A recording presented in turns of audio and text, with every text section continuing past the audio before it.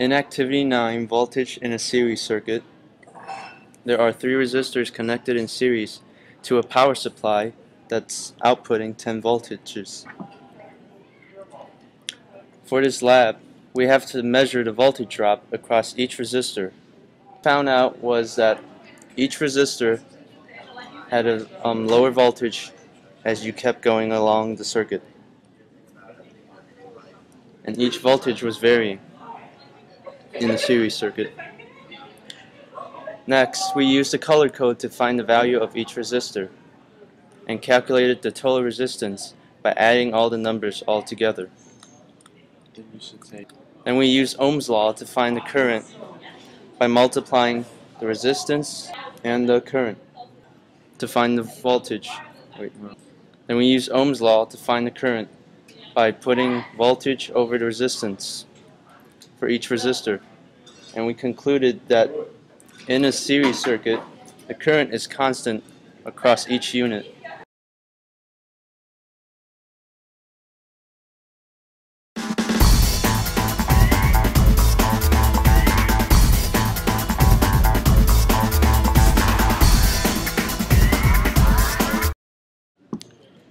When looking to determine the resistance of a resistor, you must first look at the first band to give the first digit. Then look at the second band and it will give you the second digit. The third band tells you the number of zeros there are, and the fourth band gives the tolerance, also the percentage that there might be error. For example, if it goes blue, gray, red, gold, blue equals 6, gray equals 8, and then the zeros from red mean that there are 2. And then, because it's gold is the last one, it would be 5% error.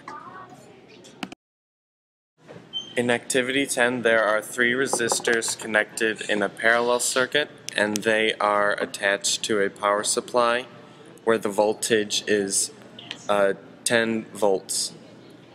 And for this activity, we measured the voltage drop across the resistors. We measured the resistance, we measured the voltage for each resistor, and we found that it was constant throughout the whole experiment.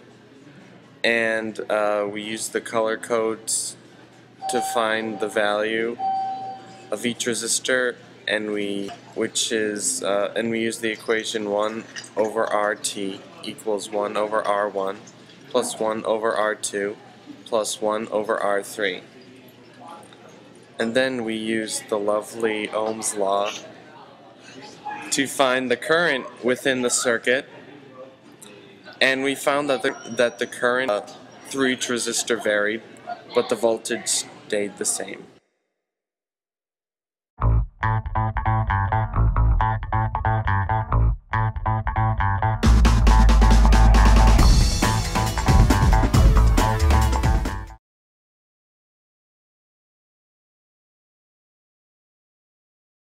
A circuit diagram is a graphical representation of an electrical circuit. It shows all the connections and components within one circuit. To do this, there are many symbols that represent common components within a circuit, such as resistors, power sources, and voltmeters, ammeters, etc. This is an example of a series circuit. In a series circuit, there is only one path for electrons to flow. And this is a parallel circuit. In a parallel circuit, the main path branches off into multiple paths for the electrons to flow. Because of these branching points, in a parallel circuit, the voltage is always the same. Think of circuits as water pipes in your house plumbing, where water represents the sea of electrons flowing between taps. Water pressure is the voltage, and the flow rate of water is the current. Because there is only one pipeline in a series circuit, the water pressure drops every time a tap is turned on and water is taken away. But the speed of water flow is always constant. In a parallel circuit, the water pressure is unchanged before splitting off into its branching pipes. giving all the taps the same water pressure. But with the branching and different components within each pipeline, the currents can vary.